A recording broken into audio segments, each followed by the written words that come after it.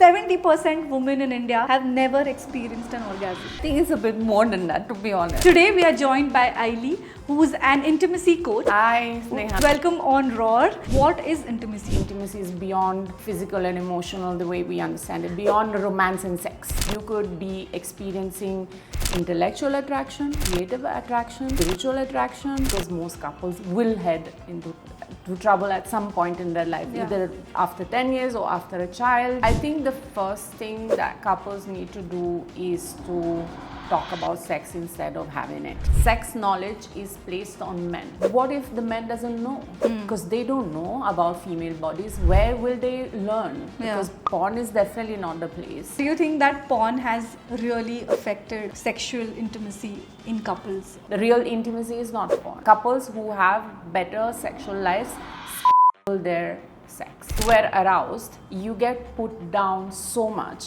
that women stop feeling arousal. I have clients who are in their 30s and 40s, they've never touched themselves. Okay. They are married, they've been married for 20 years. Forget orgasm, that's like...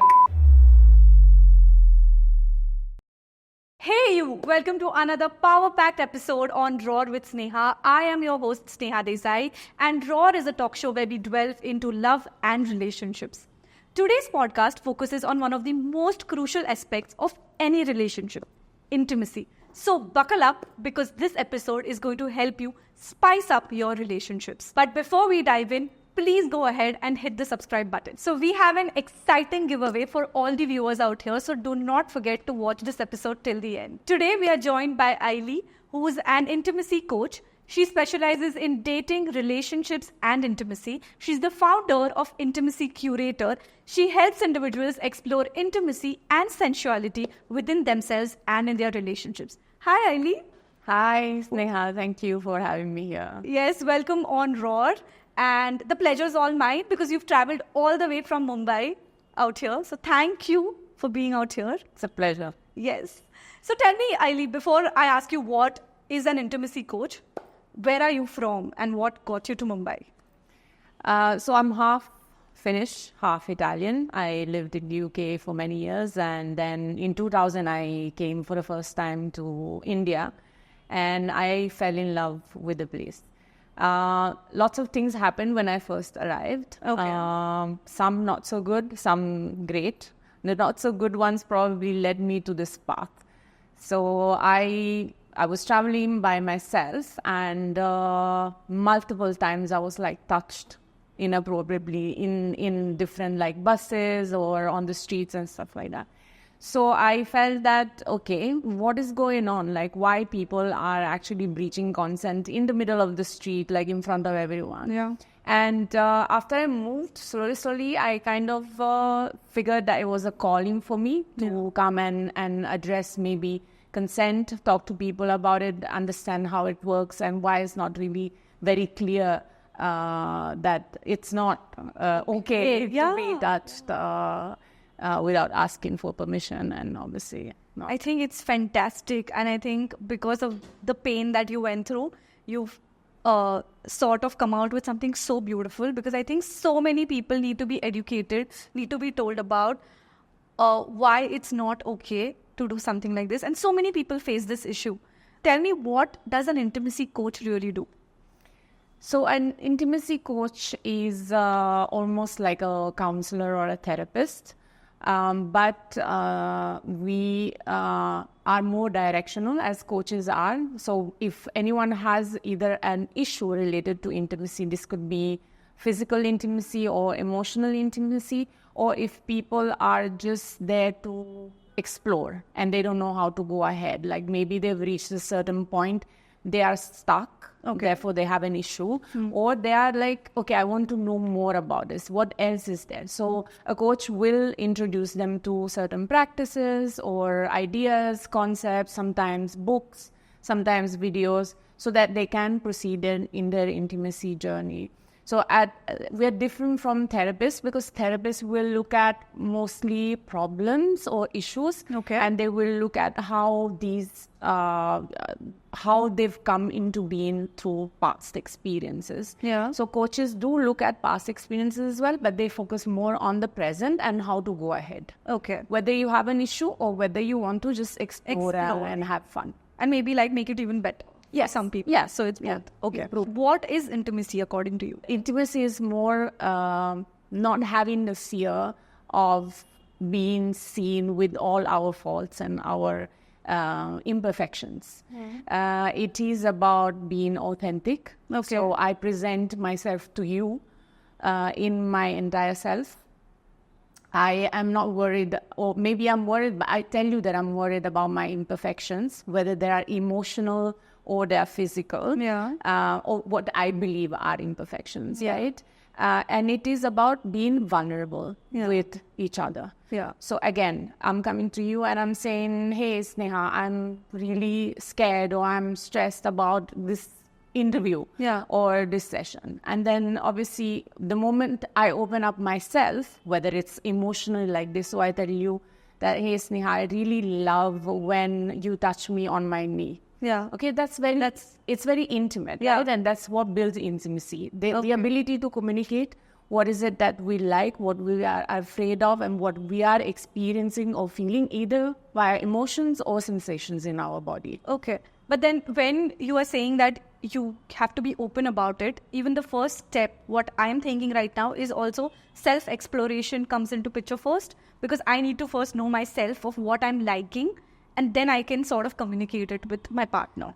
You're perfectly right. Yeah. And most people don't feel like that. They feel that they can only find out about themselves through others. Okay. So the first step always, whether it's emotional or physical intimacy, because there are many other types of intimacy, obviously, besides the physical and emotional. Which ones? Can you tell me some? So I don't know if you've heard of the ACE spectrum, or people who are in the asexual spectrum. Okay. So there is now a lot of people who actually understand that intimacy is beyond this physical and emotional, the way we understand it, beyond romance and sex. Yeah.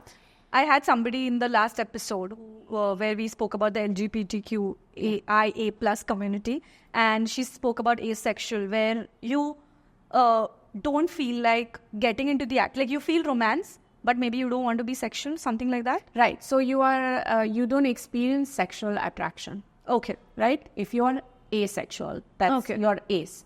You can be also arrow. Okay. So arrow is aromantic. You don't experience romantic attraction. Oh, okay. Okay.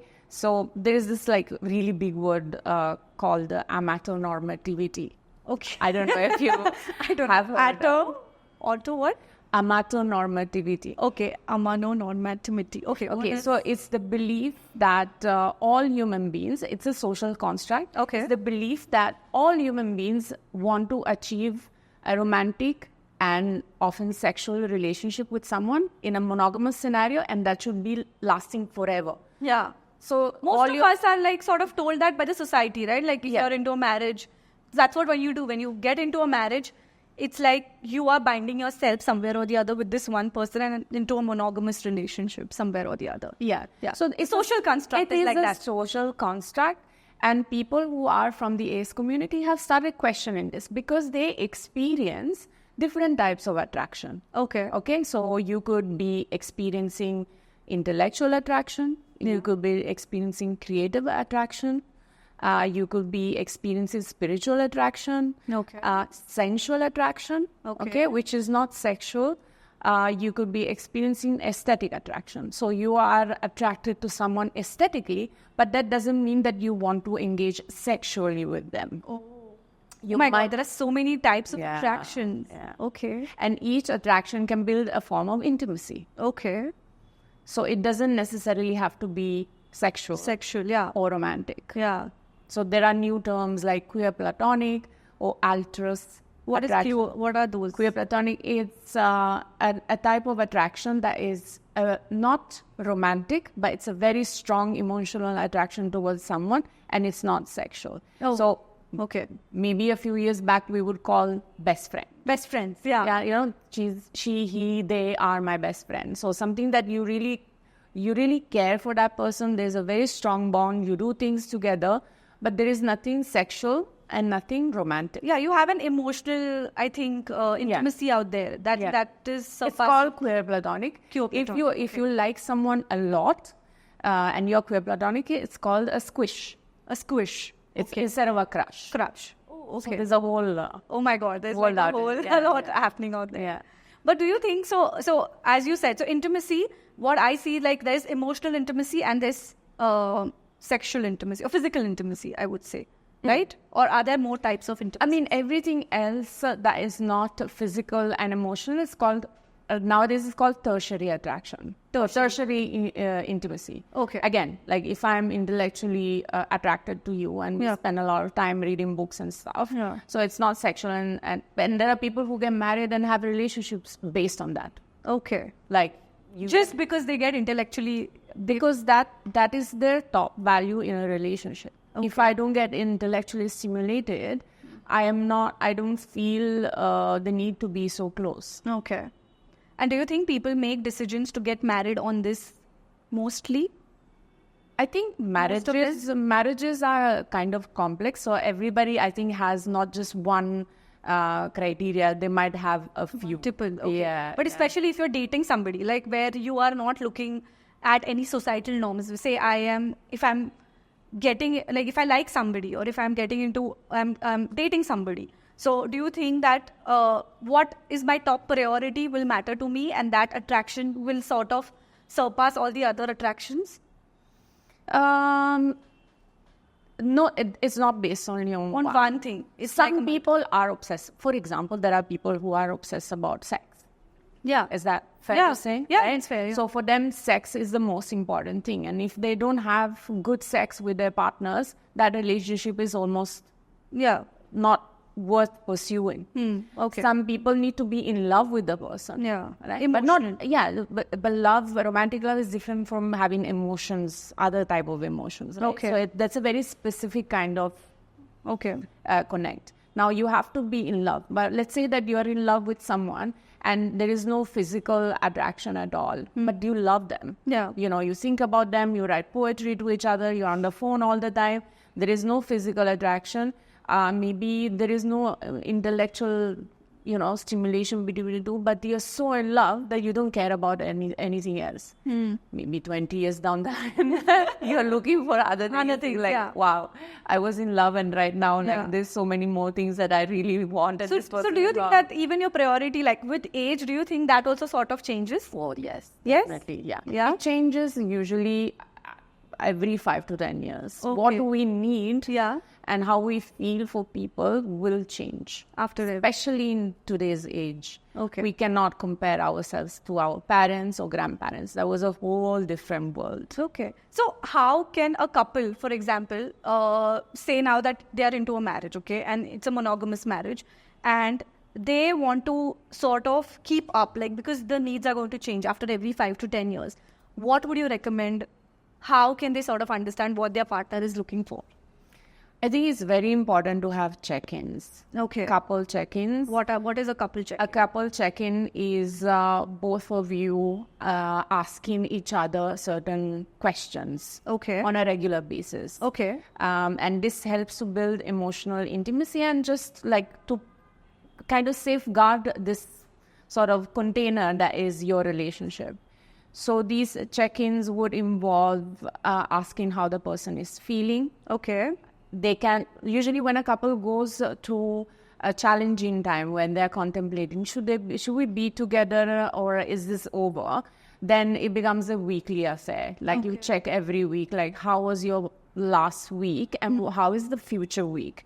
Okay, how did something happen that made you feel uncomfortable last week? Is there any way I can support you next week? Was there anything I could have supported you in the past week? What are some fun things to do next week or in the next month that we want to do and build again this sort of like couple energy? So I think check-ins are very important, and if you start them before you actually head into trouble, because most couples will head into to trouble at some point in their life, either after 10 years or after a child, or maybe after, big purchases. Sometimes, some people buy a house and then there is a lot of chaos happening. Chaos, and families get involved. And then how do you manage like a mother-in-law? How do you manage the entire family?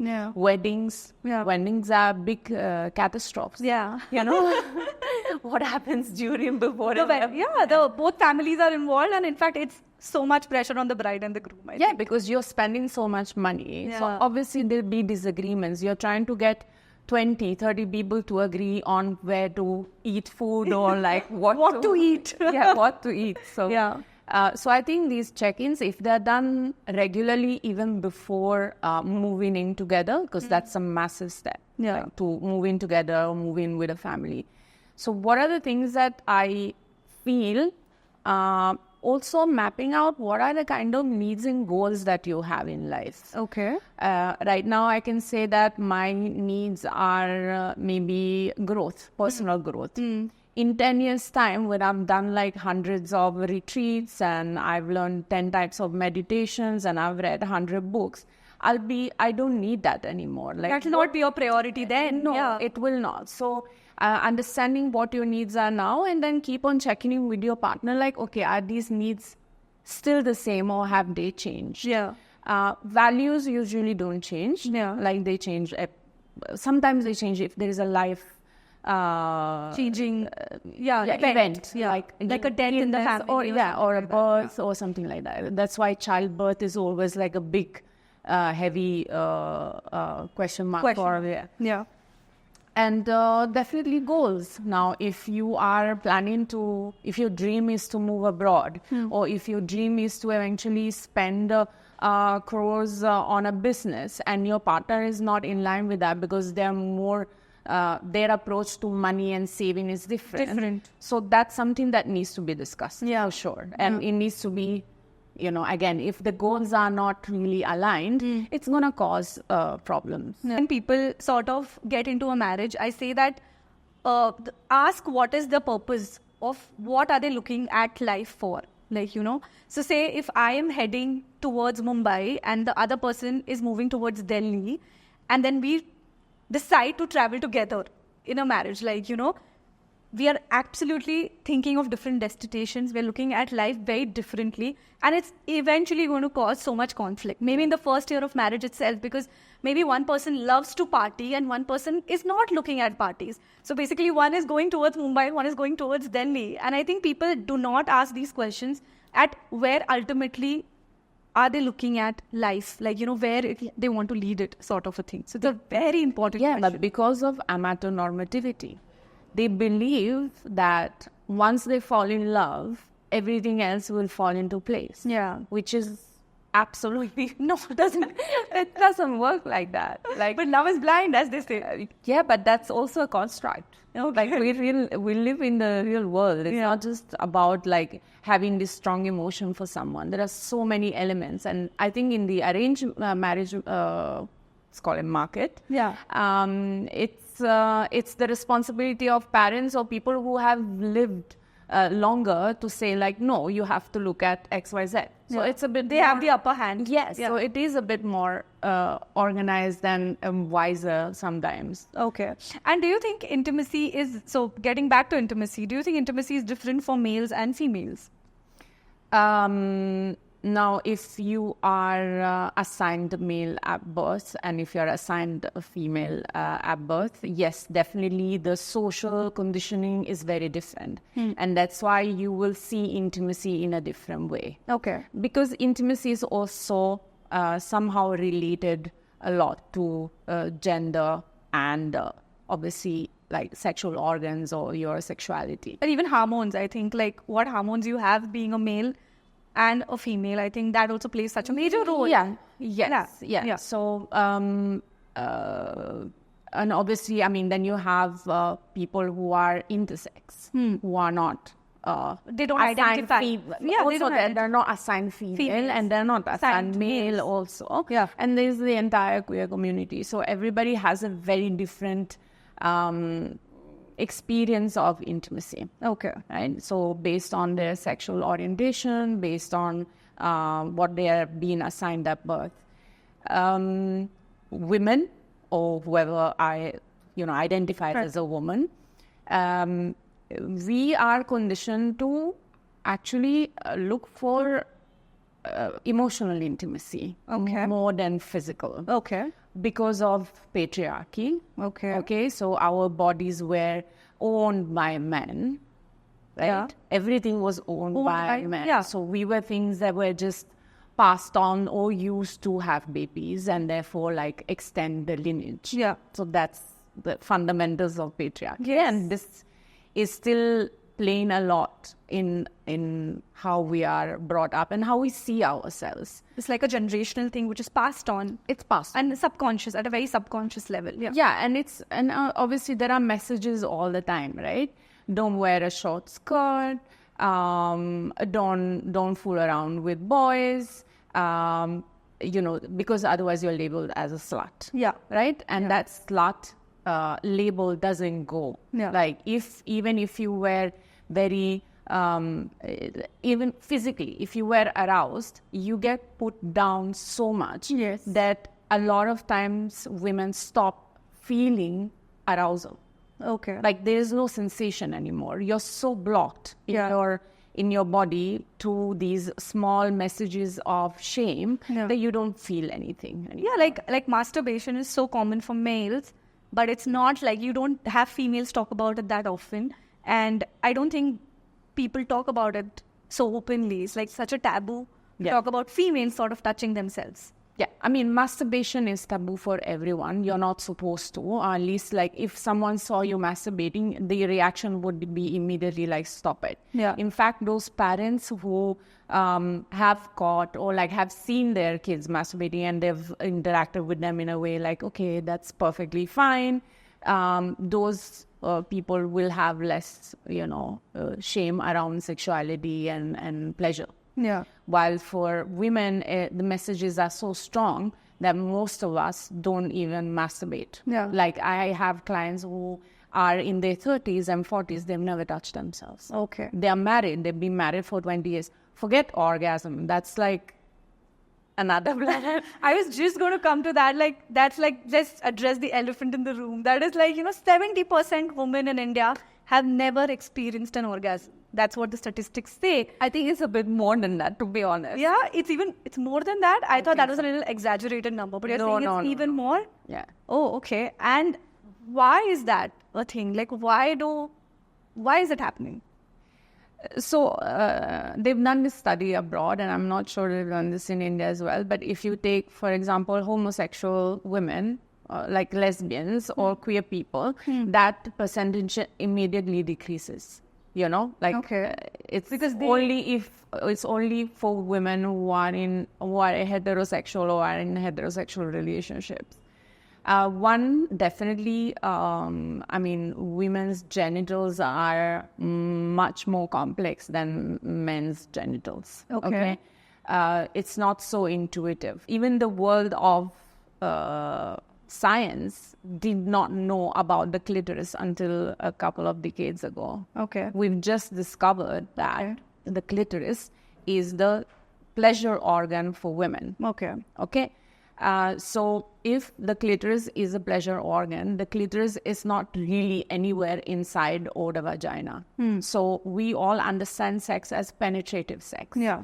Right? So we have a lot of thoughts or like beliefs around the fact that if you penetrate someone, they will experience pleasure. Yeah. That's what is told. It's told, and this is what is shown in porn, because most porn is made by men. Yeah. Right? Okay. That's the truth. Awesome. So now if the pleasure organ is external, how are you supposed to feel anything if there's something internal happening? Stimulating? Yeah.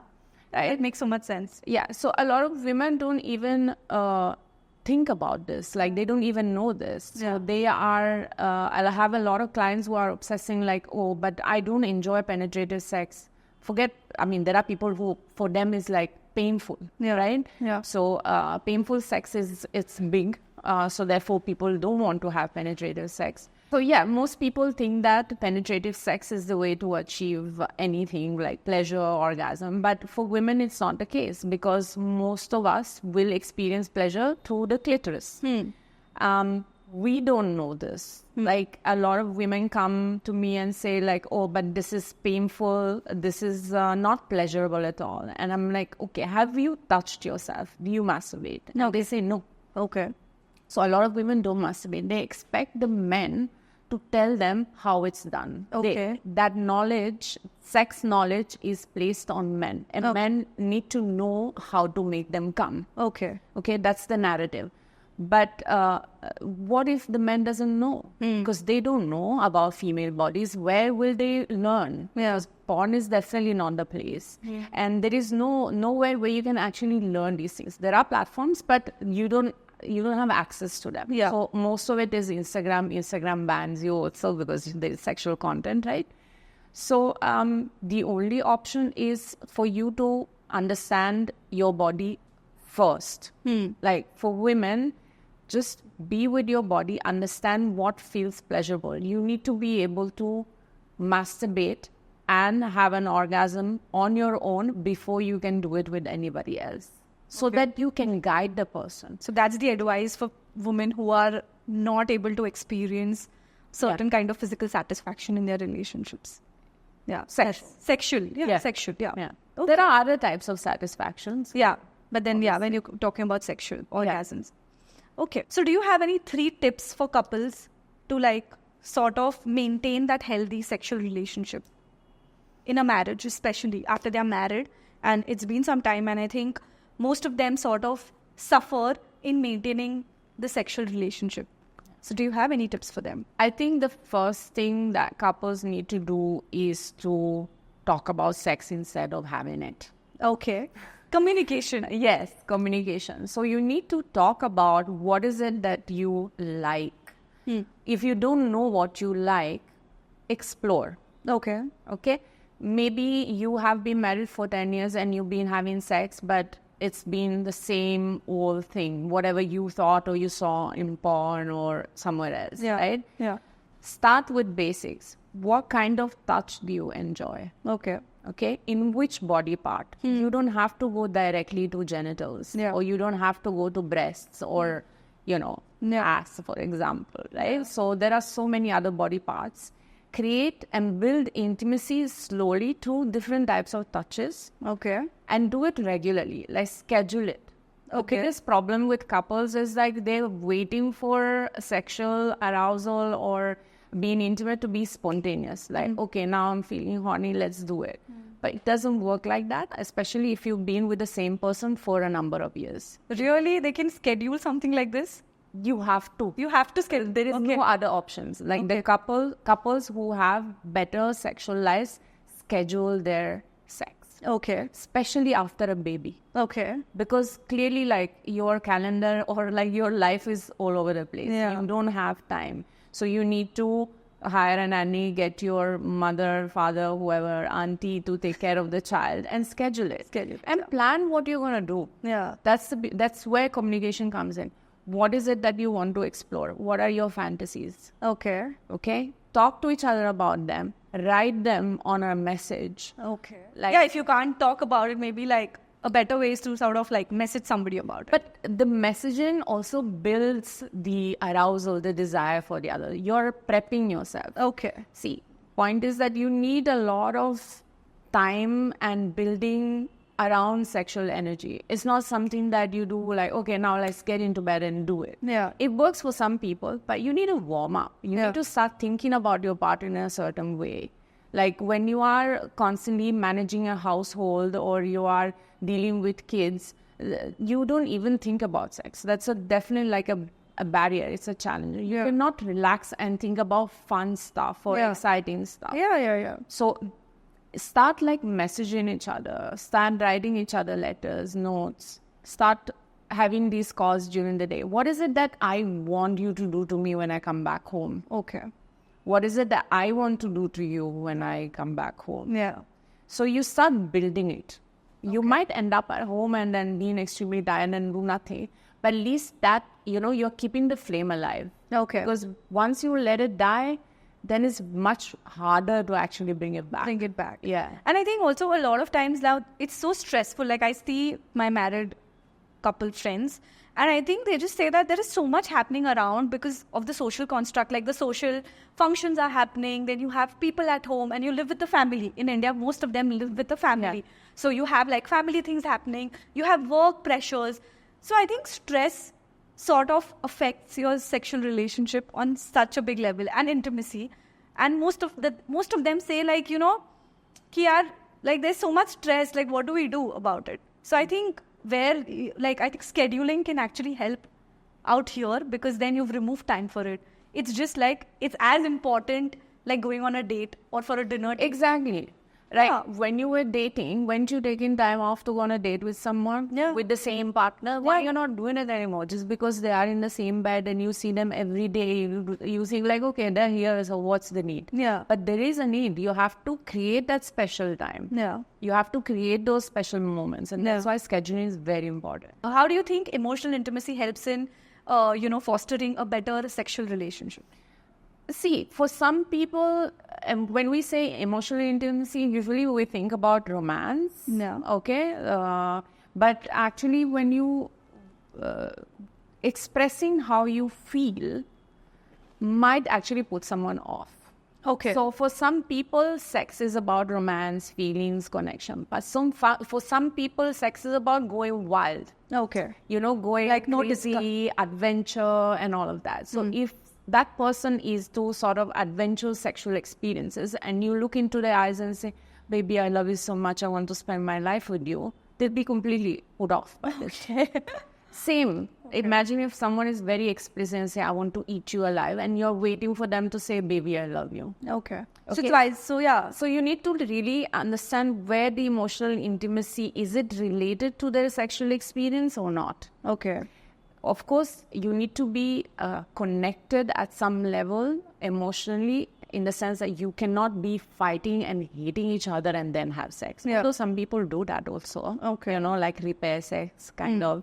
But it doesn't work. Like if you're angry or if you're sad with your partner, then you won't be able to. Yeah. You won't be able to feel the same way. Physical with them. Yeah. And what would you give, like what 3 tips would you like to give couples for sort of building on their emotional intimacy? Emotional intimacy is very tricky. 3 tips for couples to build emotional intimacy.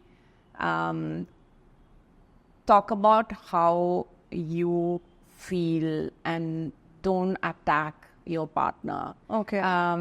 There are these sort of frameworks, or like they're used in repair exercises, like couple repair, where you express how you feel about a certain thing that has happened. Okay. Don't say you did this, just say I feel this way when this happens. Okay. That will help your partner understand how you feel. Okay. So that expressing of feeling for emotional intimacy it's the first rule. Like you need to be able to say how you feel without blaming the other person for making them feel. I think that's a great tip. I think. Yeah. Wow. The second one is to understand how to repair conflict, because conflict is very important in relationship.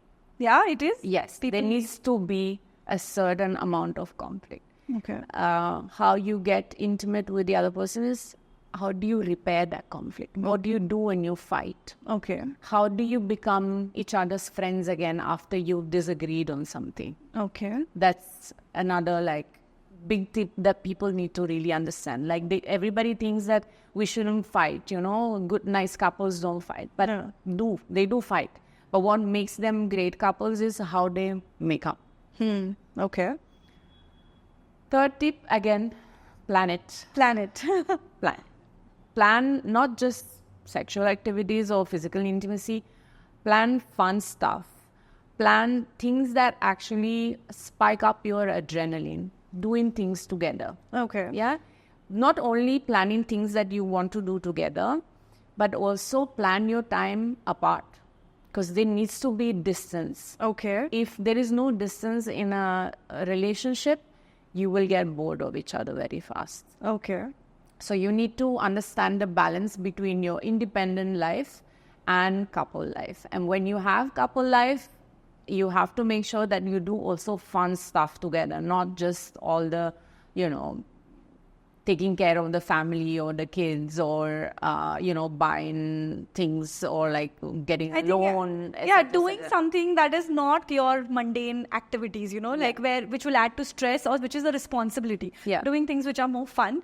And I read this article which says that isolation, as you said, that if you want a greater intimacy, sometimes you need to sort of isolate yourself from your partner also. Like, as you said, like taking a break, like having a little bit of distance and spending time with your own self is so important when it comes to building up intimacy. Yeah, for sure. You need to have your me time and you need to have couple time. Both. Okay. So when you spoke about emotional intimacy and sexual intimacy, I noticed that communication plays such an important role in both of, in both these things. So would you say that communication and being vulnerable is actually one of a very important factor when it comes to being intimate with your partner?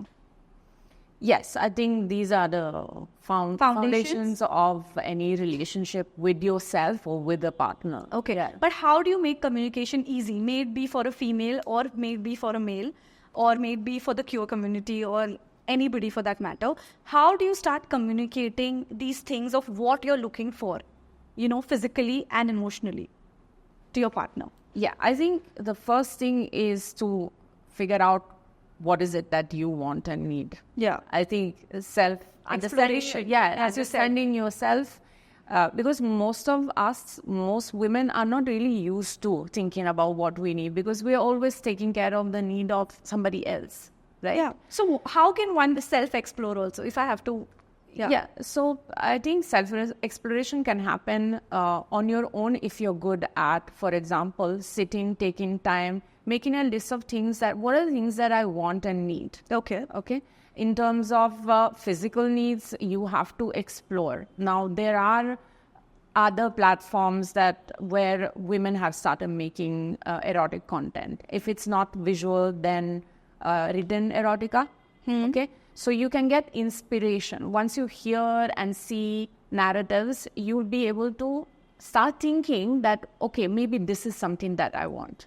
If you are struggling to fantasize, like maybe you say, oh, I've never fantasized in my life and I don't know what I want. Yeah. So at least take some inspiration, but take it from someone that is closer to you. Don't go to a very mainstream porn site. Same thing, emotional stuff, right? So you make a list of things, and there are lots of books now available. There are not just books, but there are a lot of influencers as well who give tips on how you feel. So make a list, spend some time with yourself and understand what is it that you want. Taking out time, I think people need to understand how major role this plays in their life, also on their stress levels and the cortisol levels, and in their relationships and their well-being overall. I think in India, because it's such a big taboo, that you cannot talk about these things so openly and sort of discuss about these things with a friend or with somebody you can confide in.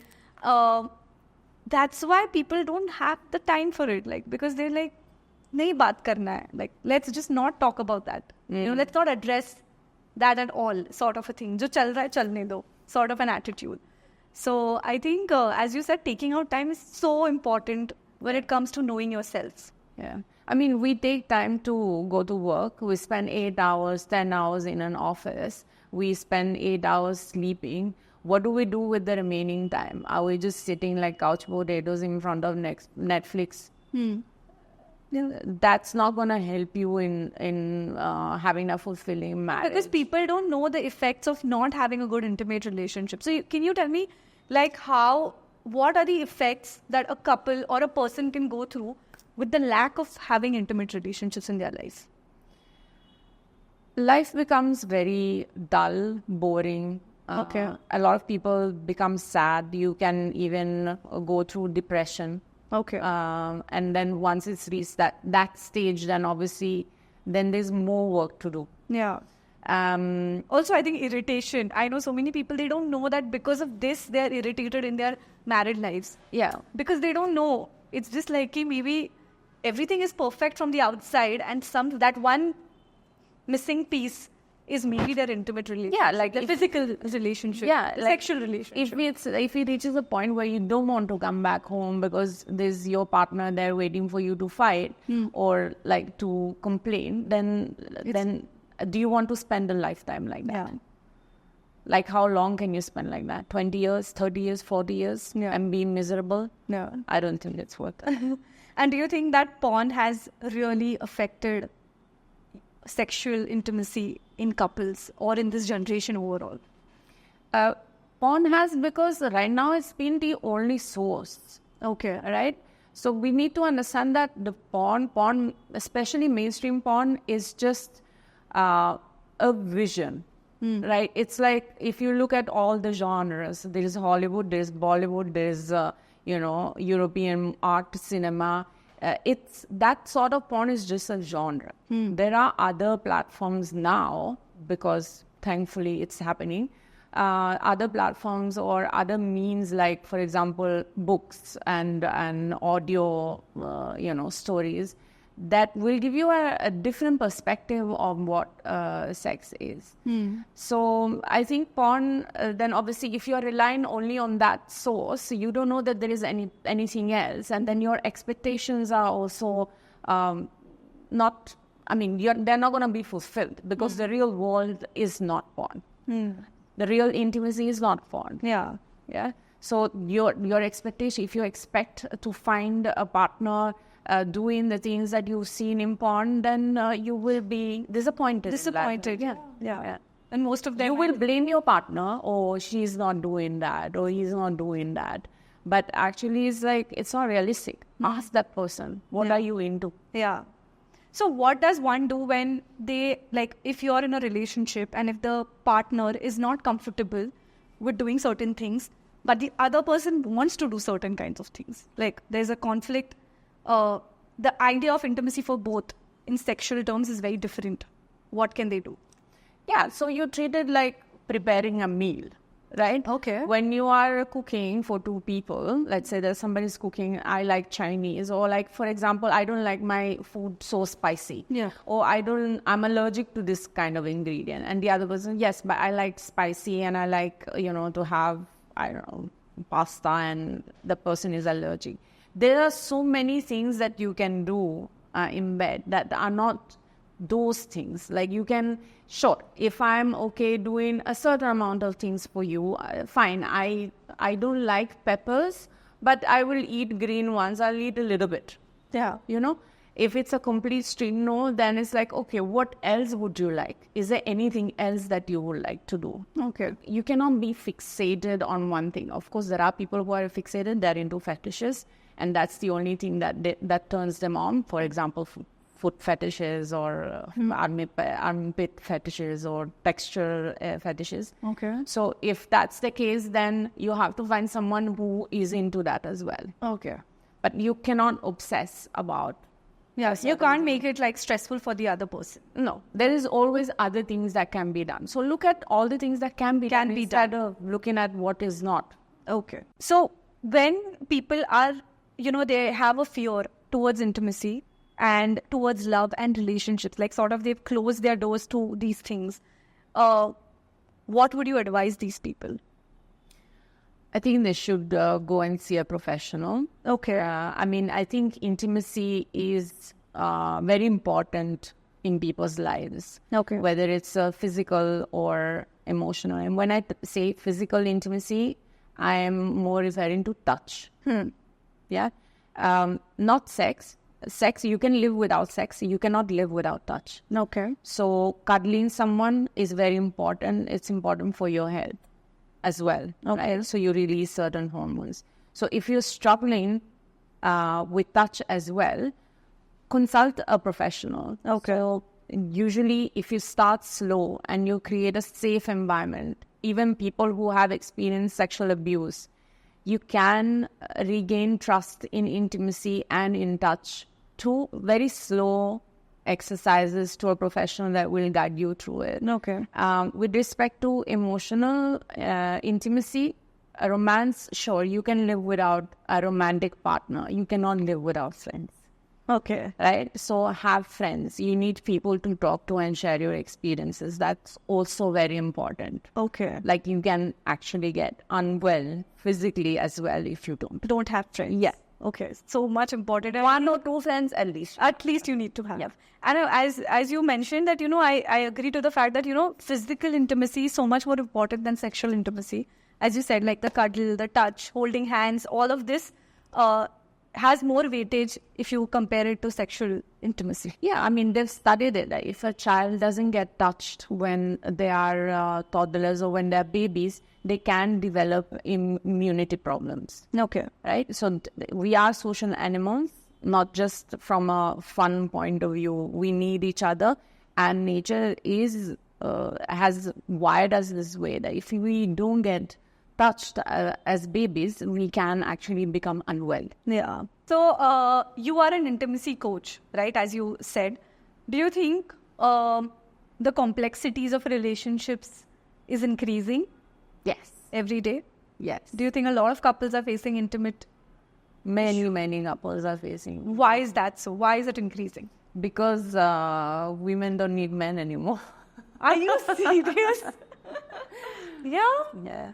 Okay. Why? Like, can you tell me more about this? And the point is that we all have options, Okay. right? So we now want the best for ourselves. So we have a lot of boxes to tick. And if none of our boxes, or like only few boxes don't get ticked, then we're like, no, I don't want this. Let me have this other person. Okay. Okay, let me change. So there is more opportunity to change. We have more options. We have more choices. Choices have spoiled us. Do you see that?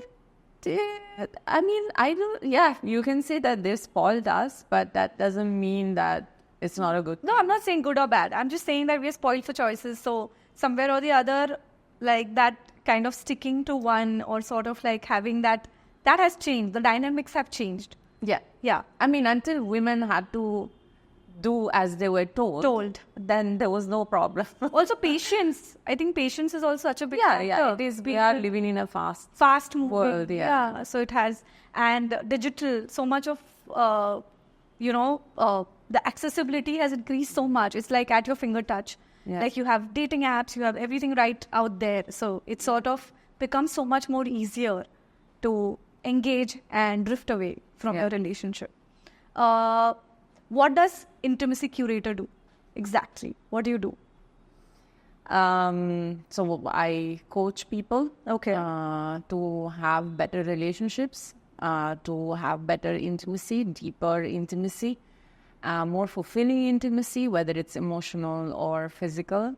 We also organize workshops and events for people who are exploring different forms of intimacy, like alternative forms of intimacy, which could be like, I don't know, kinky intimacy or non-sexual intimacy. Okay. So it's 1-to-1, 1-to-2, 1-to-3, and 1-to-many. Oh my God, I didn't know something like this was there. Yeah, it's quite new. Yeah, it's quite new. Yeah, exactly. So how do you help couples when it comes to intimacy? Like personally, when you coach them, what exactly happens? Just like an overview. Because I want the viewers, whoever is watching, say somebody is actually going through this. And if they have to reach out to you, how do you help them out? Okay, so I specialize in a method called Somatica. Somatica, okay. So it's Somatica intimacy coaching. Okay. Where we use touch as well as visualizations, breathing exercises to get to better your intimacy. Okay. So it's not just about talking. It's also about exercises where couples can discover themselves through touch. Okay. So usually people will come, they express what their goals are, like in any coaching scenario. And they will say like, okay, we want to have penetrative sex, or we want to increase the amount of sex, or sex is painful, or we stop having sex. So we understand what is it that they want to achieve. And then we look at individual desires. So Sometimes it's better to have individual sessions with the people because they're not so comfortable about talking what they want and need in front of their partners, even if they've been with them for 20 years. And then slowly we start bringing up these fantasies or these desires that they have, what kind of sex they want to have or what kind of intimacy they want to have. Yeah. And then we try out different exercises. Okay. So they try touch in front of them. There are exercises where you can build and connect through eye contact, through breathing, connect into the breathing. It's very, it's similar to what Tantra teaches. Okay. So connecting energies across two bodies, it's done by eye contact and breathing together. Okay. And then you add the element of touch. Okay. So what kind of touch do you enjoy? And you make them try different types of touches, even on their arms or their legs, right? Okay. One person sometimes is blindfolded and the other one is doing the touching. And then the blindfolded person is receiving the touching and they keep on giving feedback. Okay. And after a few sessions that go like that, we create scenarios. Okay, what is the narrative that arouses you? What are the things that stops you? What are things that actually stop you from being erotic or aroused? Or it could be like, okay, I don't like dirty sheets, or I don't like being stressed, coming back from work being stressed. So I don't like the kids running around. Or it's like, oh, I can't do it at home because my parents are there.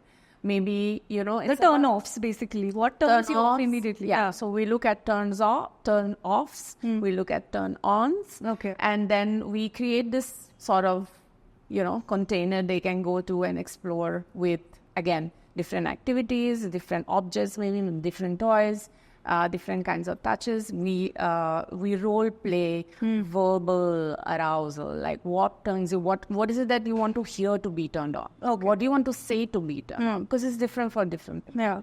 And that's how couples like. Okay, but what do you think has been the biggest turn-off? Because you have so many couples coming into you. Just like out of curiosity, I'm asking, what is the biggest turn-off for people in general when it comes to... Yeah, for couples, is the kids. Is there kids? Okay. Definitely. Yeah.